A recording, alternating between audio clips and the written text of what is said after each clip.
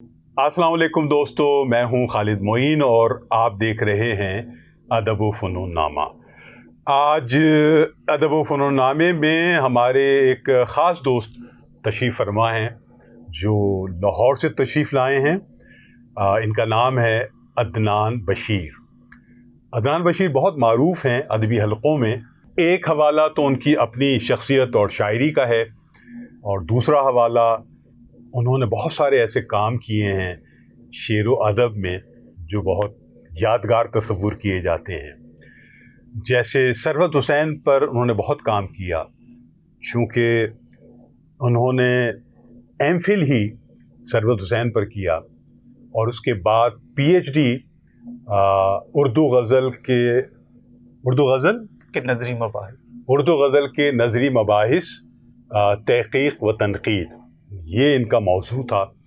तो सरवत हुसैन से जो इनका इश्क शुरू हुआ या जो बुनियादी तारुफ़ है वो हम पूछेंगे अदनान बशीर से, और बहुत सारी बातें पूछेंगे।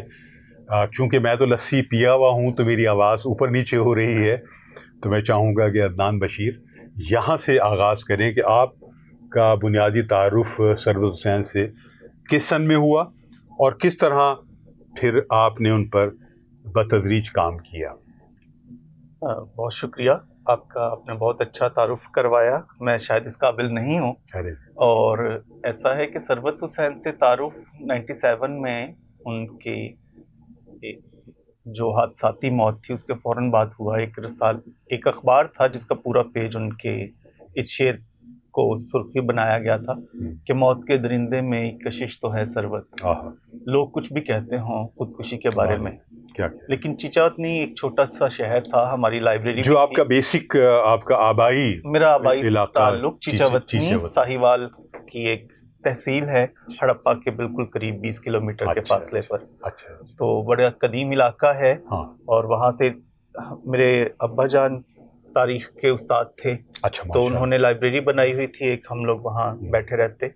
तो हमारे पास किताबें आती थीं, लेकिन तब मुझे अंदाज़ा हुआ कि जिस किताब की हमें तलाश होती वो नहीं मिलती, और वो किताब थी याद सैयारे पर। अच्छा, सरवत साहब का पहला मजमुआ। इसका जो हवाला मिला था, हमारे बहुत अच्छे शायर हैं कबीरवाला से, फैसल हाशमी। उन्होंने अपने एक इंटरव्यू में कहा कि मेरे 3 पसंदीदा शायर हैं, सरवत हुसैन, अफजाल अहमद सैयद और सारा शगुफ्ता। तो मैं एक बिल्कुल उस वक्त फर्स्ट ईयर सेकेंड ईयर का स्टूडेंट था। मैंने तलाश की ये किताबें लेकिन मिली नहीं। और जब ये किताब मिली साहिवाल की लाइब्रेरी से, मैंने फ़ोटोकॉपी करवा के रखी बड़ी मोहब्बत से। तो उस ज़माने में हमने ये देखा कि हम्माद नियाज़ी, शाहिद बिलाल या दूसरे दोस्त हमारे पास आते हैं तो उन तक भी वो फ़ोटोकॉपी ही पहुँचती थी वो किताब। और यहाँ से मोहब्बत का आगाज़ हुआ सरवत हुसैन से, और फिर रसाइल में उनकी चीज़ों को देखना, लेकिन ये पता चलना कि ये चीज़ें तो दोनों किताबों में नहीं है। एक तजस्सुस पैदा हुआ कि ये कैसी शायरी है और अब तक क्यों नहीं सामने आई। 2012 में जब मैंने थीसिस का मौजू मुंतखब करने के लिए डॉक्टर नासिर अब्बास नैयर साहब ने मुझसे पूछा। और फिर वो आपने ये थीसिस लाहौर से किया? लाहौर डॉक्टर नासिर अब्बास नैयर साहब से, ओरिएंटल कॉलेज पंजाब यूनिवर्सिटी में मेरे निगरान थे एमफिल के। तो उन्होंने कहा इस पर तो पहले जाहिद हुसैन भट्टी कर चुके हैं MA का मकाला। अच्छा। मैंने कहा उस वक्त तक सिर्फ एक किताब आई थी याद सैयारे पर, अब 3 किताबें आ चुकी हैं, तीसरी भी आ गई। हाँ जी, तीसरी किताब 2012 में आई थी, दोस्त पब्लिकेशंस इस्लामाबाद से। तो मैंने कहा सर अब 3 किताबें हैं और मैं तो अपना काम करूंगा। उन्होंने कहा जी आप करें। तो इस तरह सरवत हुसैन से तारुफ हुआ, और थीसिस करते हुए मुझे बहुत सारी चीज़ें ऐसी मिली जो इन तीनों किताबों में शामिल नहीं थी। ऐसे ही वक्त में अजमल कमाल साहब ने कहा कि हम कुलियात ला रहे हैं, आपको अगर कुछ कलाम मिला हो तो आप हमसे शेयर कर सकते हैं। मैंने उन्हें वो चीज़ें शेयर की, लेकिन जब कुलियात आई तो वो सामने नहीं थी। वो 15 के करीब शामिल नहीं थी। वो 15 के करीब चीज़ें थी उस वक्त में। और फिर मैंने जब उनसे शिकवा किया, उन्होंने कहा यार मेरे भी बस में नहीं है। हमारी एक टीम बनी थी जिसने ये देखा, उसमें कुछ उनका तालिब इल्मी के ज़माने का कलाम नए दिन का सूरज भी शामिल है, और कुछ 2 हिकायात उन्होंने कहा शामिल की गई नज़में, लेकिन ये कलाम बावजूद नहीं आ सका। तो तब मेरे अंदर वो खलिश सी रह गई कि ये होना चाहिए, यकजा होना चाहिए। मैं सलमान भाई को कहता, सलमान सरवत आपको पता है, सलमान सरवत हमारे कराची की बहुत अहम और मायने शायर हैं। हाँ जी, साहबजादे भी हैं, खुद बड़े खूबसूरत शायर हैं, और उनके 2 शेरी मजमूए उनका तारुफ है। بالکل. اور نظم کے حوالے سے کب تعارف ہوا آپ کا سلمان سروس سے؟ جب 2012 doctor Salman service, doctor Salman service سے جب 2012 میں کراچی آیا تھیسس کے سلسلے میں. اچھا. تو تب رابطہ ہوا تھا، لیکن ملاقات اس لیے نہیں ہو سکی کہ وہ 28 دسمبر 2012 تھا اور دھماکہ ہو گیا یہاں پر، اور وہ سارا موبائل کنیکشنز بند ہو گئے. ہم نے گھر جانا تھا، وہ گھر جانا پوسٹ پون ہو گیا. اگلے دن واپسی تھی تو شوکت عابد صاحب سے ملاقات ہوئی، انہوں نے جو مواد تھا وہ دے دیا. اچھا. لیکن فون پر رابطہ رہا. سلمان بھائی نے وہ مواد، جو ناگہانی موت اچانک رفیق نقش صاحب کی بھی ہوئی جن کے پاس سارا کلام تھا، پھر انہوں نے ان کی مسز سے، بلکہ ان کی مسز نے ہی رابطہ کیا کہ میرے پاس وہ فائلز ہیں جن میں رفیق نقش صاحب نے بڑی محبت سے اپنے استاد ثروت حسین کا کلام اکٹھا کر کے رکھا ہے، وہ بھی لے لیں. اتنے میں بہت سارا کلام ہم چھاپنے کے لیے محمد سلیم الرحمان صاحب کو دے چکے تھے کہ یہ ہم چھاپنا چاہ رہے ہیں، آپ ایک نظر دیکھ لیں. ٹھیک ہے. تو ایک بڑی شخصیت. ہاں جی، سلیم الرحمان، کیونکہ ان سے بہت محبت کرتے تھے ثروت حسین، اور ان کو باقاعدگی سے خطوط لکھتے رہتے تھے، اور ان کو درجنوں خطوط لکھے جو سلیم الرحمان، کیا بات، محمد سلیم الرحمان صاحب نے محمد مکالمہ میں مبین مرزا صاحب کے رسالے میں چھپوا دیے تھے. یوں یہ تحقیقی کام چلتا رہا اور اس میں چیزیں ایڈ بھی ہوتی رہیں، زیادہ تر چیزیں. اور پھر وہ آپ کا جو ایم فل کا مقالہ تھا وہ بھی پھر اکادمی نے شائع کر دیا. وہ بھی 2025 میں وہ اکادمی ادبیات سے اور اس میں کچھ چیزیں ترمیم کے ساتھ ہوا. جی، ترمیم کے ساتھ اس میں ترمیم ہے، کیونکہ اکادمی کا اپنا ایک انداز ہے چیزوں کو پیش کرنے. تو کیسا آپ کو جو ہے ثروت حسین کی شاعری سے، تو ظاہر ایک زمانہ ان کا معترف ہے ان کی شاعری کا، اور جو لوگ ان سے ملے ہیں، میں خوش نصیب ہوں کہ میری کچھ ملاقاتیں ثروت حسین صاحب سے ہوئی ہیں. تو ان کی شخصیت میں بھی بڑا جادو تھا، وہ دھیمے لہجے کے آدمی تھے اور بہت محبت سے بات کرتے تھے. کچھ چھوٹا بھی ان کے سامنے آ جاتا تھا تو وہ یعنی اس طرح بات کرتے تھے کہ وہ بھی اپنے آپ کو ذرا سا محسوس کرتا تھا کہ میری کوئی اہمیت ہے. تو یہ نزاکتیں اور یہ جو وزیداری ہے وہ ثروت حسین صاحب میں ہمیشہ موجود رہی. میرا خیال ہے کہ شروع ہی سے رہی ہوں گی، ہم نے تو بہت بعد میں دیکھا. ایک شخصیت کا جادو اور پھر ایک شاعری کا جادو، اس میں ان کی غزلیں، ان کی نظمیں. کراچی میں تو ان کا ظاہر ایک دائرہ اثر رہا ہی رہا، لیکن پنجاب میں بہت زیادہ میں دیکھتا ہوں کہ دائرہ اثر ان کا تب سے لے کر جب وہ لکھ رہے تھے. کتاب تو آدھے سیارے پر اس طرح آئی اصل میں کہ وہ ٹھیک سے پھیل بھی نہیں سکی، ٹھیک سے سامنے بھی نہیں آ سکی، باوجود جو بھی رہے ہوں معاملات. حالانکہ وہ قاسمی صاحب کے ادارے ہی سے شائع ہوئی، حسین نے ہی شائع کی تھی پہلا ایڈیشن. ایسے لیکن قاسمی صاحب کا ادارہ نہیں، یہ ریاض احمد ہیں. اچھا. جو اس کو چلاتے ہیں. کوسین. وہ خود چاہتے تھے کوسین میں چھپیں. وہ کہتے ہیں ہر شاعر کا ایک قبیلہ ہوتا ہے، اور میرا قبیلہ ریاض تمہاری ادارے سے چھپتا ہے. اچھا، اوکے. جو سویرا نکالتے ہیں تو اچھا، وہ سویرا بھی وہی نکالتے ہیں جو محمد سلیم الرحمان صاحب کا.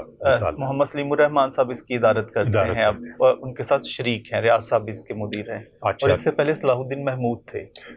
ثروت حسین صلاح الدین محمود سے بہت انسپائر بھی تھے. ان کے نام، ان کی طائر نامہ، پھر ان کی وہ فرشتگاں والی نظمیں، عجوبہ بارشیں برس گئیں.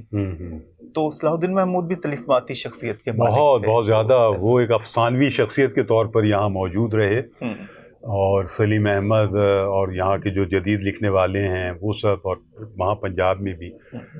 تو ثروت صاحب کے ساتھ جو ہے وہ ایک معاملہ تو خیر وہ یہی ہوا کہ ان کی کتابیں اس طرح شاید ٹھیک سے نہیں آ سکی، نہ مارکیٹ ہو سکی. اس کا ایک سطح پہ ان کو بھی ایک رنج کی سطح تھی ان کے اندر، اس کا اظہار انہوں نے ظاہر کم کیا. لیکن میں یہ سمجھتا ہوں کہ وہ یہ جانتے تھے کہ مجھ سے محبت کرنے والے لوگ بہت ہیں، ہر طرف ہیں، انڈیا میں بھی ہیں، یہاں بھی ہیں، پوری دنیا میں ہیں. اور وہ بہت خوش ہوتے اگر وہ آپ سے ملتے کہ ڈاکٹر عدنان بشیر جو ہیں انہوں نے ایک اپنا مشن بنایا اپنی زندگی کا، اور اتنے برس کام کیا اور تحقیق کی اور جمع کیا اور پھر اس کو شائع کیا. تو یقیناً ان کی روح خوش ہوگی، اور جو ان کے جتنے بھی چاہنے والے یا پرستار ہیں وہ آپ کے بہت شکر گزار ہیں کہ آپ نے ایک بڑا کام کیا اور ثروت حسین کو دوبارہ جوڑ کر ان کی شخصیت اور شاعری کو سامنے آپ لائے، تو کیسا رسپانس رہا یہ بتائیے کہ اس کلیات کا؟ پہلی بات تو جو آپ گفتگو فرما رہے ہیں تو ثروت حسین کا ایک شعر ہے کہ یہ موج موج تلاتم، ہاں، یہ شور ہم نفساں، کیا کہنے، یہ موج موج تلاتم، یہ شور ہم نفساں، اب اس ہجوم میں کیا ہم سا کم سخن اترے. کیا کہنے. تو اس طرح کے ہجوم میں اترنا وہ چاہتے بھی نہیں تھے، ہاں، کہ چھوٹے چھوٹے لوگ تھے اور چھوٹی چھوٹی خواہشیں، سو میں ان کے درمیان ایک داستاں بنتا گیا. ہاں، تو وہ خود کو ایسی بھیڑ سے الگ رکھنا چاہتے تھے جس میں کسی اور کے کندھے پر پاؤں رکھ کے آپ اوپر ہوں. ہاں، نہیں وہ تو خیر ان کا مزاج ہی نہیں تھا. ہٹ جاتے تھے. وہ کہتے بن شیشے کے خود ہی سنورنا بچوں سے سیکھا ہے میں نے. جیسے آپ نے فرمایا کہ بچوں سے بالکل وہ نہیں، وہ ایسا مزاج ہی نہیں تھا. یہ مزاج جو ہے شاعری میں بھی، لیکن شاعری میں بھی انہوں نے جو کیا، میں اس کے لیے ایک نظم سنانا چاہتا ہوں اور اس میں وہ سارا آ جائے گا ضرور کہ ان کی جنگ کن لوگوں سے تھے اور وہ چاہتے کیا تھے. ضرور. ان کی نظم ہے نگار خانے میں بیل. یہ ادبی دنیا کے وہ سارے بیل جو کسی اور کو نہیں گھسنے دیتے، نہ پی ٹی وی میں، نہ کسی اور ادارے میں، کہیں بھی. تو یہ کیسا ایک احتجاج ہے کہ بل ان چائنا ہاؤس جو بھی ہے. تو وہ فرماتے ہیں کہ نگار خانے میں بیل ہے اور سور ماؤں کے پاؤں پتھر کے ہو گئے ہیں. کیا کیا کوئی نہیں ہے جو رنگ و الواح کی صدا پر مبارزت کا چراغ لے کر ہوا میں نکلے. ہوا میں نکلے کہ بیل بکھرا ہوا ہے، اطراف کی صفوں کو پیوند خاک کرتا گزر رہا. کیا کیا تمام آئینے منہ قلم رنگ کے پیالے جو آج سینگوں کی نوک پر ہیں، صدا تھے، آواز تھے، بدن تھے. مگر یہ کرچیں جو میری آنکھوں میں، میرے تلووں میں چبھ رہی ہیں.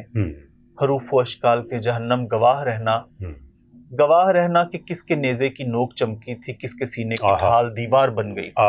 کیا کیا. تو میرے خیال میں ثروت حسین کی شاعری وہی ان کے سینے کی ڈھال ہے جو دیوار بن گئی ان لوگوں کے سامنے جنہوں نے ہمارے ادب کی اس خوبصورت نگار خانے کو شکستہ کیا ہوا تھا.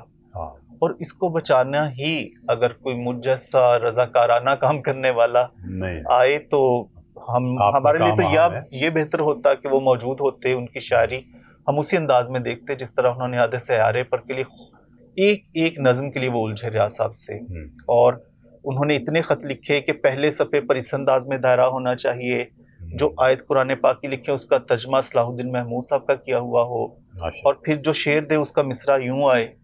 تو وہ خوبصورتی، وہ التزام بات میں ہم نہیں. اب اداروں کے اپنے مسائل ہوتے ہیں. اکادمی ادبیات نے کہا کہ ایک خاص پورشن آپ نکال دیں کیونکہ ہم سرکاری ادارہ ہے وہ نہیں چھاپ سکتے. اس طرح مجلس کا جو تھا، انہوں نے بہت سارے جو تزئین و ترتیب کے ہوتے اس میں آیت والا صفحہ بھی ایک طرح سے شامل نہیں ہے ان کے، وہ اس کو پیک کرنے میں ثروت ہوتے تو اس چیز کو شاید ناپسند کرتے، اس کے لیے وہ کافی. لیکن اس کے باوجود اگر ہمارے سرکاری ادارے ان چیزوں کو چھاپ رہے ہیں، ہاں یہ بڑی بات ہے. یہ میں سمجھتا ہوں کہ یہ ایک بہت اچھی روایت ہے. ریونیو اس کے لیے کرنا، ترقی ادب کا یہ بالکل وہ ہے. عباس طابی صاحب کے ہم بہت عباس طابی صاحب کہ انہوں نے خود ذاتی دلچسپی سے یہ کتاب چھپوائی ہے، اور اس میں سب سے زیادہ فائدہ ہوا قاری کا، کہ انہوں نے کہا اس پر بوجھ نہ بنے، ہم اس کو اس انداز میں پہنچائیں کہ اگر کوئی کمرشل ادارہ چھاپتا تو سلمان بھائی نے ایک ادارے کو اس لیے انکار کر دیا، ملک کے بڑے کو، کہ وہ قاری کو رائے دینے کو تیار نہیں تھے. قیمت بہت زیادہ. سلمان بھائی کہتے ہیں ہم اپنے جو ہے کہ اگر وہ ہمیں دیتے ہیں فیملی کو کوئی پیسہ، ہم اس پر کمپرومائز کرنے کو تو تیار ہو جائیں گے، لیکن ہم اس چیز پر تیار نہیں ہوں گے کہ قاری کو پہنچ سکے. تو یہ مجلس سے چھپنے والی کتاب کا بہت بڑا فائدہ یہ کہ بہت کم قیمت میں 800 کی وہ 30% رعایت کے ساتھ قاری تک مل رہی ہے اس زمانے میں. بڑی بات ہے. اور وہ کتاب جو اگر اس کو چھاپا جاتا ہے جس انداز میں کتاب چھاپی جاتی، وہ 1000 صفحے کی کتاب ہوتی، تو یہ 600 کچھ صفحوں کی کتاب. اور اس کو ملک کے ہر شہر سے لوگوں نے پسند بھی کیا ہے اور سراہا بھی ہے. لیکن ابھی تک اس کتاب کو، جیسے آپ نے کہا کہ باوجود نہیں پہنچ سکتی کتابیں، لیکن امید ہے جس طرح آج ہم بات کر رہے ہیں 30 سال بعد ثروت حسین کی وفات کے، تو یہ جو کتابیں ہوتی ہیں وہ وقتی عارضی نہیں ہوتی، وہ اپنا زمانہ، اپنے قاری خود متعین کرتی چلی جاتی ہے. صحیح. اور ثروت کی شاعری بھی وہی ہے جو آفاقی ہے اور اردو ادب کی تاریخ میں ہمیشہ ڈسکس ہوتی رہے گی. ٹھیک ہے. گفتگو تو ہماری چل رہی ہے، لیکن اس گفتگو کے درمیان اگر ڈاکٹر عدنان بشیر صاحب ایک وقفہ ہم لے لیں تو آپ ناراض تو نہیں ہوں گے؟ جی نہیں، میں نے بھی لسی پی ہوئی آپ کے ساتھ، آپ نے ہمیں لسی پلائی ہوئی ہے تو میں بھی کچھ تو بہت اچھی گفتگو جو ہے رواں دواں انداز میں آپ فرما رہے ہیں، بہت خوشی ہو رہی ہے. تو ہم ایک وقفہ لیتے ہیں اور پھر وقفے کے بعد دوبارہ حاضر ہوتے ہیں. اس وقت تک کے لیے ڈاکٹر عدنان بشیر اور خالد موئین کو اجازت دیجیے. خدا حافظ.